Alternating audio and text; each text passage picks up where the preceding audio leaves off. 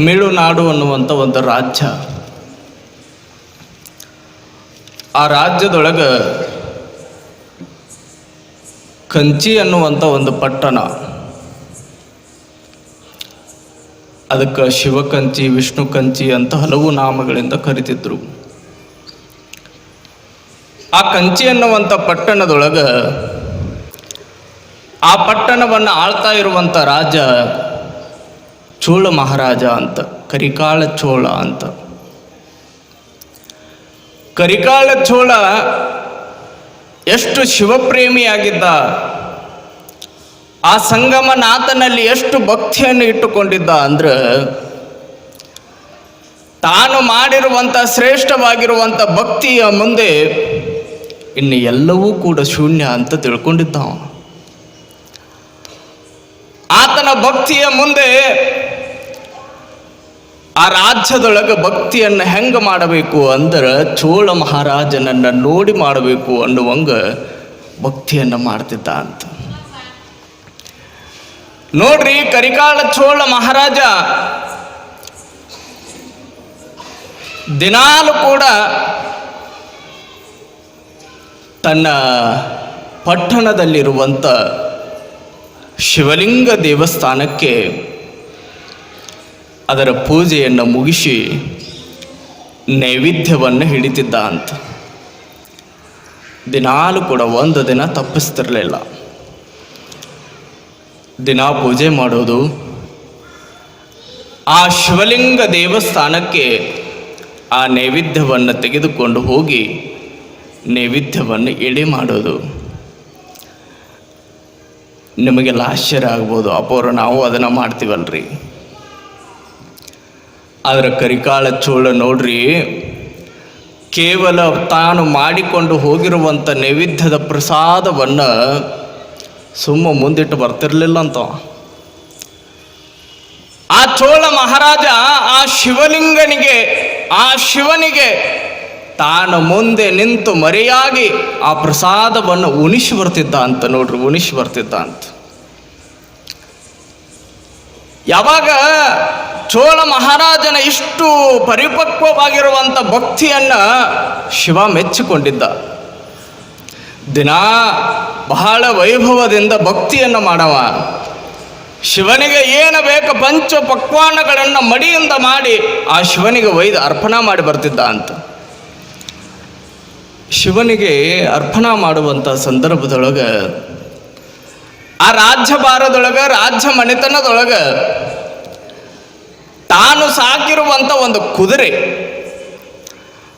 ಆ ಕುದುರೆ ಸೇವಾ ಯಾರು ಮಾಡ್ತಿದ್ರು ಅಂದ್ರೆ, ಒಬ್ಬ ಸಣ್ಣ ಆಳ ಮನುಷ್ಯ, ಒಂದು ಸಣ್ಣ ಗುಡಿಸಲೊಳಗೆ ಬದುಕುವಂಥ ಮನುಷ್ಯ. ಆತನ ಹೆಸರು ಚೆನ್ನಯ್ಯ ಅಂತ. ಭಾಳ ಲಕ್ಷದೊಳಗಿಡ್ರಿವ. ಆತನ ಹೆಸರು ಮಾದಾರ ಚೆನ್ನಯ್ಯ ಅಂತ. ಇತಿಹಾಸದೊಳಗೆ ಕೇಳಿರ್ತೀರಿ ನೀವು. 900,000 ವರ್ಷಗಳ ಹಿಂದೆ ನಡೆದಿರುವಂಥ ಘಟನೆಗಳನ್ನು ನಾನೀಗ ಹೇಳಾಕತ್ತೀನಿ. ಆ ರಾಜ್ಯ ಮನೆತನದೊಳಗೆ ಎಷ್ಟು ಅದ್ಭುತವಾಗಿ ಸೇವಾ ಮಾಡ್ತಿದ್ದ ಅಂದ್ರೆ, ದಿನ ಕಾಡಿಗೆ ಹೋಗುವಂಥ ಮಾದಾರ ಚೆನ್ನಯ್ಯ ಅಲ್ಲೇ ಒಂದು ಕಾಡಿನ ಒಂದು ಬದಿಯಲ್ಲಿ ನೀರು ಹರಿತಿದ್ದು, ಕಾವೇರಿ ನೀರು ಹರಿತಿದ್ದು. ದಿನ ಹೋಗಿ ಅಡ್ಡಾಡ್ಕೊಂಡು ಕಾಡಿನೊಳಗೆ ಹುಲ್ಲು ಕೈಕೊಂಡು ತಲೆ ಮೇಲೆ ಇಟ್ಕೊಂಡು ಬರೋವಂತ. ತಾನು ಕಾಡಿಗೆ ಹೋಗುವಂಥ ಸಂದರ್ಭದೊಳಗೆ ದಿನ ಕಾವೇರಿಯ ಆ ನೀರಿನೊಳಗೆ ಅಲ್ಲೇ ಸ್ನಾನವನ್ನು ಮುಗಿಸಿಕೊಂಡು, ಅಲ್ಲೇ ಒಂದು ಸ್ವಚ್ಛ ಪರಿಸರ ಸುಂದರವಾಗಿರುವಂಥ ಗಿಡದ ಕೆಳಗೆ ಕುಳಿತುಕೊಂಡು ದಿನಾಲು ಶಿವನ ಧ್ಯಾನದೊಳಗೆ ಪೂಜೆ ಮಾಡಿಕೊಳ್ಳುವಂಥ. ದಿನ ಹಿಂಗೆ ಪೂಜೆ ಮಾಡಿಕೊಂಡು ತನ್ನ ಕಾಯಕವನ್ನು ಮಾಡುವಂಥ ಸಂದರ್ಭದೊಳಗೆ ಯಾವಾಗ ಮಾದಾರ ಚೆನ್ನಯ್ಯ ನೋಡ್ರಿ, ಮೈಯೆಲ್ಲ ಬಟ್ಟೆಗಳ ಹೊಲಸಾಗ್ಯಾವು. ಉಣ್ಣೋದಕ್ಕೆ ಬಹಳ ದೂರದ ಪ್ರಯಾಣದೊಳಗೆ ಕಾಡಿನೊಳಗೆ ಹೋಗ್ಯಾನ. ಆದರೆ ಹೊಟ್ಟಂತೂ ಭಾಳ ಹಸದ ಬಿಟ್ಟದ. ಆ ಹುಲ್ಲಿನ ಹೊರೆಯನ್ನು ಹೊತ್ತುಕೊಂಡು ಬಂದವನ ಆ ಆಸ್ಥಾನದೊಳಗೆ ಇಳಿಸಿ ಹೊಟ್ಟೆನು ಭಾಳ ಹಸದದ ತಡಿ ಅಂತ ತಿಳ್ಕೊಂಡು ನೇರವಾಗಿ ಎಲ್ಲಿ ಹೋಗ್ತಾನೆ ಅಂದ್ರೆ ತನ್ನ ಗುಡಿಸಿಲ ಮನೆಗೆ ಹೋಗ್ತಾನೆ. ಆ ಮನೆಗೆ ಹೋಗಿ ಹೆಂಡತಿಯಾಗಿರುವಂಥ ಗಂಗಮ್ಮ ನೋಡ್ರಿ, ಸತಿಪತಿಗಳೊಂದಾದ ಭಕ್ತಿ ಹಿತವಾಗಿಪ್ಪದು ಶಿವಂಗೆ ಅಂತ ಹೇಳುವ ಹಾಗೆ ಇವರಿಬ್ರು ಕೂಡ ಹಂಗ ಬದುಕಿದ್ರಂತ. ಗಂಡನ ಜೊತೆಗೆ ಯಾವಾಗಲೂ ಕೂಡ ಬೆನ್ನೆಲುಬಾಗಿ, ಗಂಡನ ಜೊತೆಗೆ ಯಾವಾಗಲೂ ಕೈ ಕೈ ಹಿಡ್ಕೊಂಡು ಆತನ ಕಷ್ಟಗಳಿಗೆ ತಾನೂ ಕೂಡ ಭಾಗಿಯಾಗ್ತಿದ್ಲಂತ ಗಂಗಮ್ಮ. ನೋಡ್ರಿ, ಯಾವಾಗ ಫುಲ್ ಹೊಟ್ಟೆ ಹಸದದ ಮನೆಗೆ ಓಡಿ ಬಂದವನ ಬಡವರ ಮನೆ ಒಳಗ ಬಹಳ ಮೃಷ್ಟಾನ್ನ ಭೋಜನ ಸಿಗುವುದಕ್ಕೆ ಸಾಧ್ಯವೇ ಇಲ್ಲವೇ ಇಲ್ಲ. ಅಡಿಗೆ ಮಾಡೋದಕ್ಕೆ ಬಹಳ ಚಲೋ ಆಳುಗಳಿರ್ತಾರೇನೋ ಇಲ್ವೇ ಇಲ್ಲ. ನೋಡ್ರಿ, ಬಡವರ ಮನೆಯ ಆ ಅಂಬಲಿನ ಭಾಳ ಚಂದ ಅಂತ, ಗಂಜಿನ ಭಾಳ ಚಂದ ಅಂತ. ಯಾವಾಗ ಹೊಟ್ಟೆ ಭಾಳ ಹಸ್ಕೊಂಡು ಬಂದಾನ, ಓಡಿ ಬಂದವನ, ಏ ಗಂಗಮ್ಮ ಹೊಟ್ಟೆ ಭಾಳ ಹಸ್ತದ, ನನಗೆ ಸ್ವಲ್ಪ ಏನರ ತಿನ್ನೋದು ಕೊಡ್ತೀನ, ಹೊಟ್ಟಿಗೆ ಏನರ ತಿನ್ನೋದಕ್ಕೆ ಕೊಡ್ತೀನ, ಭಾಳ ಹಸ್ತದ ಅಂತ ತಿಳ್ಕೊಂಡು ಗಂಗಮ್ಮ ಓಡಿ ಹೋದಕ್ಕಿನ ಮಸ್ತ್ ಒಂದು ಅಂಬಲಿಯನ್ನು ಮಾಡ್ತಾಳೆ ಗಡಿಗೆ ಒಳಗೆ.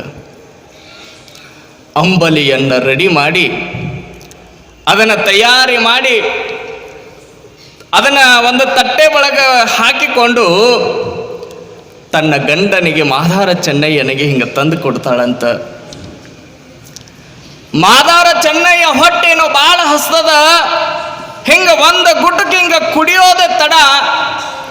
ಎಷ್ಟು ಮಸ್ತ್ ಐತಲ್ಲ ಅಂಬಲಿ, ಎಷ್ಟು ರುಚಿ ಐತಲ್ಲ ಅಂಬಲಿ.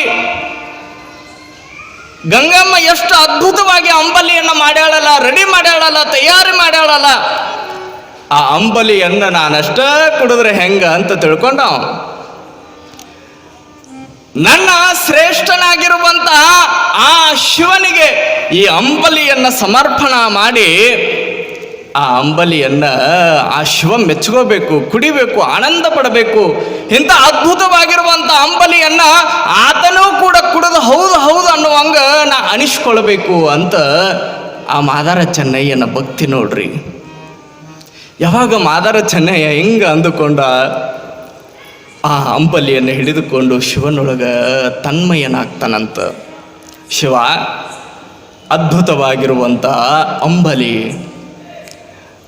ಆ ಅಂಬಲಿಯನ್ನು ಸೇವನೆ ಮಾಡುವ ಸಲುವಾಗಿ ಶಿವ ನೀ ಬರ್ತೀಯನಪ್ಪ, ಶಿವ ಅಂಬಲಿಯನ್ನು ಸೇವನೆ ಮಾಡ್ತೀಯನಪ್ಪ. ಎಷ್ಟು ಅದ್ಭುತ ಐತಂದ್ರೆ ನೀ ಒಂದು ಸಲ ಕುಡಿದಿ ಅಂದ್ರೆ ನಿನ್ನ ಹೊಟ್ಟೆ ತಂಪಾಗ್ತದ, ಅಂಬಲಿಯನ್ನು ಸೇವನೆ ಮಾಡಬಾರಪ್ಪ. ಯಾವಾಗ ಹಿಂಗ ಪ್ರೀತಿ ಭಕ್ತಿಯನ್ನು ಒಳಗೊಂಡು ಆ ಶಿವನ ಕಡೆ ಕೇಳಿದ, ಶಿವ ಬಂದು ಅಂಬಲಿಯನ್ನು ಕುಡಿತಾನಂತ. ಶಿವ ಅಂಬಲಿಯನ್ನು ಒಂದು ಗುಟಕ್ಕೆ ಕುಡಿದು ಶಿವ ಪದವಿಯನ್ನೇ ನಿನಗೆ ಕೊಟ್ಟು ಬಿಟ್ಟೆ ಅಂದ. ಒಂದು ಗುಟಕ್ಕೆ ಕುಡಿದು ಶಿವ ಪದವಿಯನ್ನೇ ಕೊಟ್ಟೆ ಅಂದಾಗ ಮಾದಾರ ಚೆನ್ನಯ್ಯ ಅಂತಾನ, ಇನ್ನೊಂದು ಗುಟಕ್ಕೆ ಕುಡಿಯೋ ಶಿವ. ಅವಾಗ ಶಿವ ಅಂತಾನಂತ, ಶಿವ ಪದವಿಯನ್ನೇ ಕೊಟ್ಟಿನಪ್ಪ, ಇದಕ್ಕಿಂತ ಮುಂದೆ ನನಗೆ ಕೊಡೋದಕ್ಕೆ ಏನೂ ಇಲ್ಲ, ಸಾಕು ಬಿಡು ಅಂದ. ಯಾವಾಗ ಅದ್ಭುತವಾಗಿರುವಂಥ ಅಂಬಲಿಯನ್ನು ಸೇವನೆ ಮಾಡಿದ ಶಿವನಿಗೆ ಭಾಳ ಹೊಟ್ಟೆ ಸಂಪಾಗಿಬಿಟ್ಟಿತ್ತು. ಮೃಷ್ಟಾನ್ನ ಭೋಜನಕ್ಕಿಂತಲೂ ಕೂಡ ಅಂಬಲಿಯ ಸೇವನೆ ಹೊಟ್ಟೆ ತುಂಬಿಬಿಟ್ಟಿತ್ತಾನು ಶಿವನಿಗೆ. ಯಾವಾಗ ಒಂದು ದಿನ ಹಿಂಗೆ ಕಳೆದು ಹೋಯ್ತು, ಮಾರನೇ ದಿನ ಬೆಳಗಿನ ಜಾವ ಅಲ್ಲಿ ಕರಿಕಾಳ ಚೋಳ ಮಸ್ತ್ ಮೃಷ್ಟಾನ್ನ ಭೋಜನ ಮಾಡ್ಯಾನ ರಾಜ್ಯ ಮನೆತನದೊಳಗೆ. ಆ ಮೃಷ್ಟಾನ್ನ ಭೋಜನವನ್ನು ಆ ಶಿವನಿಗೆ ಅರ್ಪಣಾ ಮಾಡಬೇಕು, ಶಿವನಿಗೆ ಕೊಡಬೇಕು ಅಂತ ತಿಳ್ಕೊಂಡು ಆ ಎಡೆಯ ಮೇಲೆತ್ತ ಒಂದು ಬಟ್ಟೆಯನ್ನು ಹೊಚ್ಚಿಕೊಂಡು ಆ ಶಿವಲಿಂಗಕ್ಕೆ ಶಿವನಿಗೆ ಅರ್ಪಣಾ ಮಾಡಬೇಕು ಅಂತ ತಿಳ್ಕೊಂಡು ಆ ಭಕ್ತಿಯಿಂದ ಅದನ್ನು ತೆಗೆದುಕೊಂಡು ಹೊಂಟಾನ ನೋಡ್ರಿ. ಯಾವಾಗ ಶಿವಲಿಂಗಕ್ಕೆ ಪ್ರವೇಶ ಮಾಡ್ತಾನ ಶಿವ ಒಳಗಿದ್ದ. ಆ ಎಡೆಯನ್ನು ತೆಗೆದುಕೊಂಡು ಓಂ ನಮಃ ಶಿವಾಯ ಮಹಾಮಂತ್ರದಿಂದ ಆ ಎಡೆಯನ್ನು ಮಾಡಿ ಅಲ್ಲೇ ಗಿಡದ ಹಿಂದೆ ಮರಿಯಾಗಿ ನಿಲ್ಲತಾನಂತ. ಶಿವ ಒಂದು ಅರ್ಧ ಗಂಟೆ ಒಳಗೆ ಆ ಪ್ರಸಾದವನ್ನು ಪ್ರತಿ ಸಲ ಮುಗಿಸಿಬಿಡ್ತಿದ್ದ. 1 ಗಂಟೆ ಕಳೆದು ಹೋದರೂ ಕೂಡ ಶಿವ ಉಣ್ಣಲೇ ಇಲ್ಲ, ಆ ಪ್ರಸಾದವನ್ನು ಮುಟ್ಲೇ ಇಲ್ಲ. ಆತನಿಗೆ ಆಶ್ಚರ್ಯ ಆಗ್ತದ, ಏನಿದು ಶಿವ 1 ಗಂಟೆ ಆಯಿತು ಇನ್ನೂ ಕೂಡ ಆ ಪ್ರಸಾದವನ್ನು ಸೇವನೆ ಮಾಡೋಲಾಗ್ಯಾನಲ್ಲ. ನನ್ನ ಪ್ರಸಾದವನ್ನು ಸೇವನೆ ಮಾಡಿಯೇ ಮುಂದಿನ ಕಾಯಕ ಕೆಲಸವನ್ನು ಮಾಡುವಂಥ ಶಿವ ಇವತ್ತು ಪ್ರಸಾದವನ್ನು ಮುಟ್ಟೋಲಾಗ್ಯಾನಲ್ಲ, ಯಾಕ ಅಂತ ಒಂದು ಸ್ವಲ್ಪ ಆಶ್ಚರ್ಯ ಆಯ್ತು ನೋಡ್ರಿ ಅವನಿಗೆ. ತಾನು ಹಿಂಗೆ ಗಿಡದ ಮರಿಯಾಗಿ ಸ್ವಲ್ಪ ಕಣ್ಣಿನೊಳಗೆ ನೀರು ಹಾಕುವಂತ ನಿಂತಾನೆ. 2 ಗಂಟೆ ಕಳೆದು ಹೋದು, ಇನ್ನೂ ಕೂಡ ಶಿವ ಬಂದೇ ಇಲ್ಲ. 2.5 3 ತಾಸು ನೋಡಿದ, ಶಿವ ಬರಲೇ ಇಲ್ಲ. ಯಾವಾಗ ಶಿವ ಆ ಪ್ರಸಾದವನ್ನು ಸೇವನೆ ಮಾಡೋದಕ್ಕೆ ಬರೋದಿಲ್ಲ, ಆತನಿಗೆ ಕಣ್ಣಿನೊಳಗೆ ನೀರು ಹಾಕೊಂಡು ನಾನು ಎಂಥ ತಪ್ಪು ಮಾಡಿದೆ ಅಂತ ದುಃಖದೊಳಗೆ ಅಳ್ಳಾಕತ್ತಾನಂತ ನೋಡ್ರಿ ಕರಿಕಾಳ ಚೋಳ. ಯಾವಾಗ ಚೋಳ ಮಹಾರಾಜ ಹಿಂಗೆ ಅಳ್ಳಾಕತ್ತಿದ್ದ, ಆವಾಗ ಸಿಟ್ಟು ಬಂತ್ರಿ ಅವನಿಗೆ. ಯಾಕಂದ್ರೆ ಶಿವನಿಗೆ ಅರ್ಪಣಾ ಮಾಡೇ ತಾನು ಸೇವನೆ ಮಾಡ್ತಿದ್ದ, ಶಿವನಿಗೆ ಅದನ್ನು ಕೊಟ್ಟ ತಾನು ಉಣ್ತಿದ್ದ.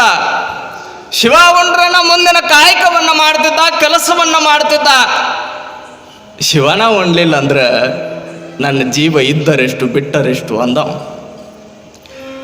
ಯಾವಾಗ ಶಿವ ಹಿಂಗೆ ಉಣ್ಣೋದಿಲ್ಲ, ರಾಜನ ಕಡೆ ತನ್ನ ಪಕ್ಕದೊಳಗಿರುವಂಥ ದೊಡ್ಡದಾಗಿರುವಂಥ ಕತ್ತಿಯನ್ನು ಹಿಂಗೆ ತೆಗೆದು ಹೇಳ್ತಾನಂತ ಚೋಳ ಮಹಾರಾಜ, ಓ ಶಿವ, ಶಿವಲಿಂಗ, ಒಂದು ವೇಳೆ ನೀನು ನನ್ನ ಪ್ರಸಾದವನ್ನು ಸೇವನೆ ಮಾಡಲಿಲ್ಲ ಅಂದ್ರೆ ಈ ಕತ್ತಿಯನ್ನು ತೆಗೆದುಕೊಂಡು ನಾನು ಹಿಂಗೆ ಚುಚ್ಚಿಕೊಂಡು ಸತ್ತು ಹೋಗಿಬಿಡ್ತೀನಿ ಇಲ್ಲೇ ಅಂತ ಹೇಳಿದ.